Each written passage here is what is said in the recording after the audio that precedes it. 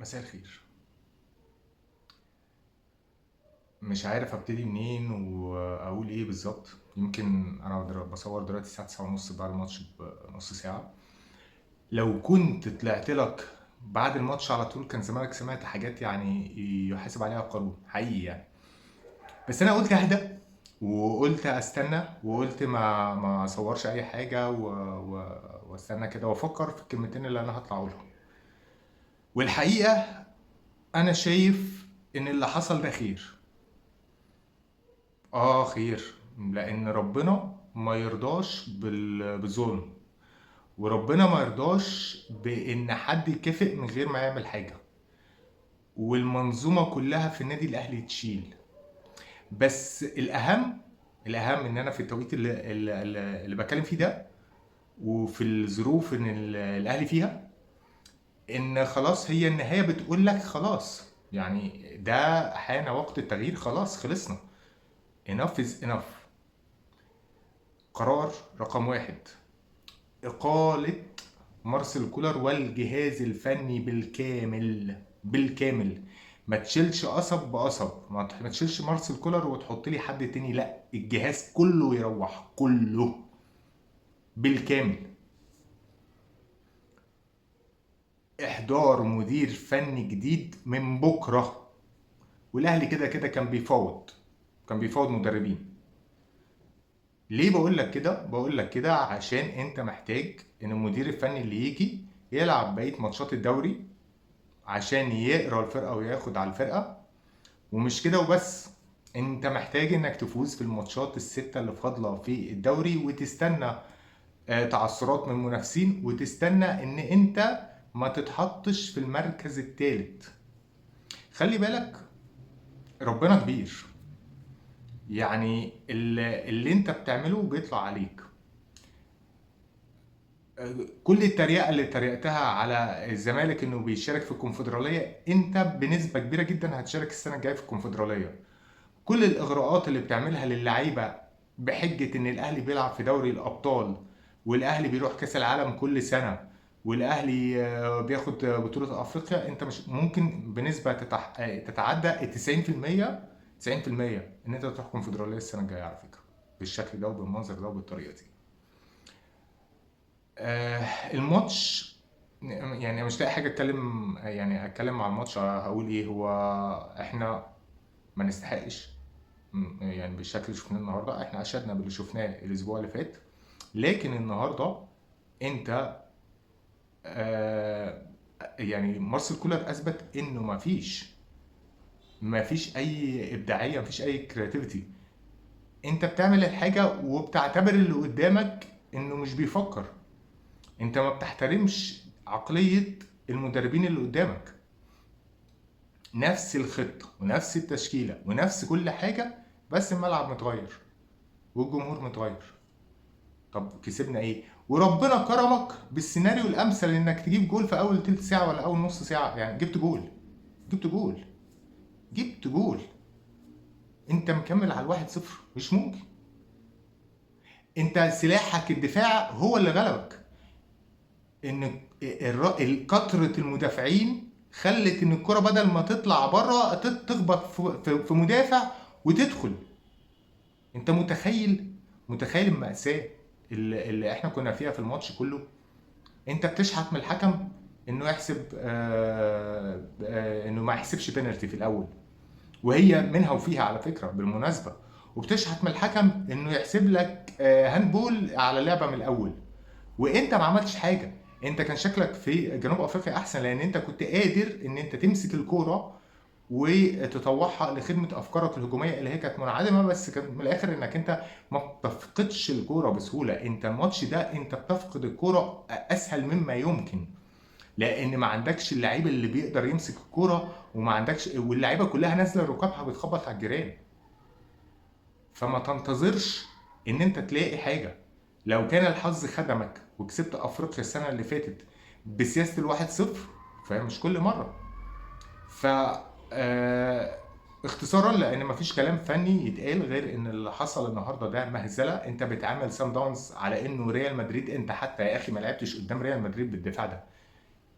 انت ما لعبتش قدام فرق اكبر من سان داونز بكده، انت اللي ركبتهم عليك بمزاجك، انت اللي حسستهم ان هم ليدنج وان هم اخطر وصدقوا في نفسهم وبداوا يلعبوا بكل الطرق ووصلوا للجول اكتر من مره، وما كانش معاهم التوفيق وما كانش معاهم التركيز وهم ما كانوش كويسين. انت اللي كنت وحش جدا، راصص اتوبيس ورا ملوش اي تلاته لازمه. النادي الاهلي انا اكبر نادي في افريقيا، انا رقم 2 في القيمه التسويقيه بعد سان داونز، يعني هيد تو هيد ماتش قمه.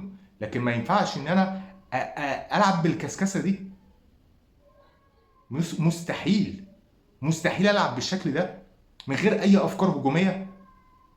بلعب بخطه اللي يعرف يعمل حاجه يعملها بس. فطبيعي جدا اللي حصل. وبعد كده بقى المستفز ايه، خلاص بقى جاي تنزل لعيبه قفشه وحسين الشحات وتلاعب رامي قدام ومين بيود اي كلام في اي كلام.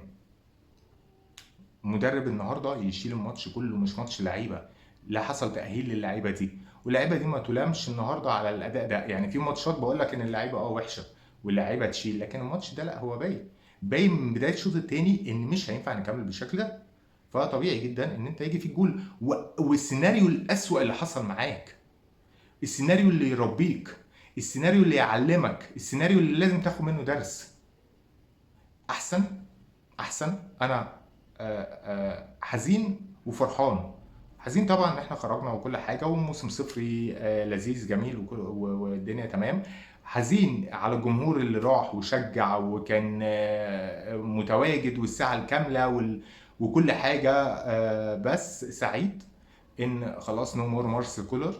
الخطيب لازم يصحى كده ويبطل الكبر اللي هو فيه.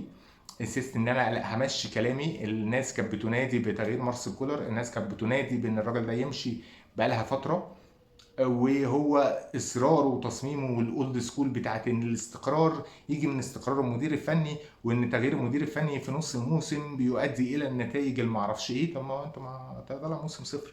وطبعا غير القرار اللهبل بتاع الانسحاب ده اللي رجع الزمالك وادى الدوري لبيراميدز.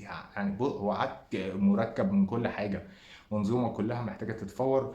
اتمنى يا رب ان احنا نشوف سياسه اصلاح حقيقيه، مش ان انا اروح افاوض اللعيبه واقول لهم واخطف اللعيبه بشكل برضو يعني. موضوع زيزو ده يمكن انا مش بالعه قوي، والاعلان عنه قبل ما وتعصي اللعيبه على النادي ويروح يرفع قضايا ويعمل ويسوي تدخل المسائل بشكل مش شريف. فربنا اكيد ليه حكمه. اتمنى ان المعبد ده يتهد ونبني على نضيف لثلاث اربع سنين قدام، لان انت متوسط اعمار اللعيبه اللي عندك مش هيجيب اكتر من كده. محتاج الكشافين يشتغلوا شويه، محتاج سياسه تفوير اللعيبه. خلاص انت عندك سكواد محتاج انه يتشفى كده بقى، طلع منه الناس اللي هتكمل معاك وابتدي دعم. انا مش باصص على كاس العالم ده، انا لا يعنيني كاس العالم، لان انا عندي يقين تام مهما ايه اللي حصل انت رايح حصله. وما تعتمدش ان جالك فلوس فجبت تدعيمات، ما كل الفرق اللي رايحه هناك جالها نفس المبلغ او جالها فلوس. ف يعني الفرق كلها مدعمه، الفرق كلها تدعم. صن داونز ده هيدعم، الرجاء سوري الوداد، الفرق اللي بتاعت افريقيا، فرق اسيا اوريدي عندها لعيبه، فرق امريكا اللاتينيه واوروبا يعني فرق صف اول يعني. ف احنا عايزين نبني فرقه تقدر تكمل لثلاث اربع سنين قدام. يا ريت نبقى حاسين وشايفين الكوره من منظور فني مش من منظور عند. كل الناس اللي بتقدم محتوى هي عندها رؤيه وشايفه احسن من الاداره شايفاها. على فكره ناس كتير جدا شايفه احسن من الاداره شايفاها، خاصه الناس اللي ما عندهاش اي توجهات او ما بتستناش، يعني ما عندهاش اجنده من الاخر، يعني ما بتطبلش لحد واحد مثلا بيطلع زي كده على الله ما فيش اتنين تلاته بيتفرجوا عليه. بيتكلم بقول براحتي، لان انا ما بيجيليش عائد من الفيديوهات دي، ما يهمنيش. بقول اللي انا شايفه، بوثق الكلام اللي انا شايفه ورؤيتي الفنيه للاهلي اللي بقالنا اكتر من 26 سنه بنتفرج على الفريق ده، حافظين كل حاجه وعارفين كل حاجه. التاريخ دايما بيعيد نفسه في الكوره، بتحصل ابس اند داونز. وانا شايف ان اللي حصل ده هو نهايه لبدايه جديده ان شاء الله النادي الاهلي يفكر بشكل منطقي شويه، يبقى في تكاتف، وانا واثق ان النادي الاهلي بيقدر يلم نفسه سريعا، لانه كمنظومه ما فيهاش الصراعات اللي موجوده في انديه تانية. وفي نفس الوقت النادي الاهلي هو النادي رقم واحد في مصر وفي القاره لكره القدم.